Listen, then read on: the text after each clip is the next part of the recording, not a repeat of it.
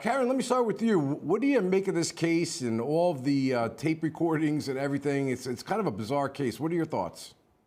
It is crazy in the sense that, unfortunately, it's not that unusual. The fight between custody and visitation, when you're talking about a child of parents who either were never married or just consummated their relationship by having a child, there's just going to be that tension when those parties aren't together. And then you bring in the family of both parties, and you're talking in this case about a move to a different part of the state. So people don't behave well in these situations, and in this situation, I think that Charlie was involved and on his sister's behalf to get rid of the father in this case. And so he felt that he could get away with it. And unfortunately, for quite a bit of time, he did. I do believe that there is enough based on these tapes to incriminate him, which is why the judge made the decision to not let him out on bail.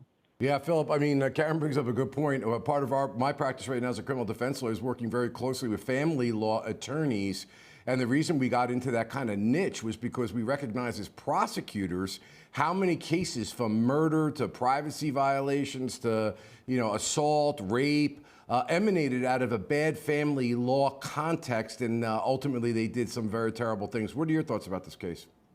Oh, well, first of all, many family law practitioners will tell you that family law proceedings are a big powder keg of emotion just waiting to explode. In fact, it can be much more volatile than criminal, where your liberty is at stake. I got to tell you, the reason why Katherine Magbanua, the first co-defendant's trial hung before she was convicted on retrial, is because they just did not have enough evidence.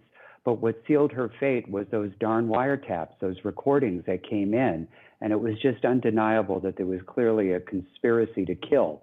I anticipate that if such similar recordings come into evidence against Charlie, he's looking down the road to perdition.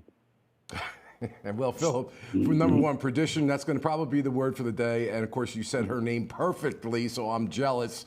But yeah, this is going to be really an interesting case.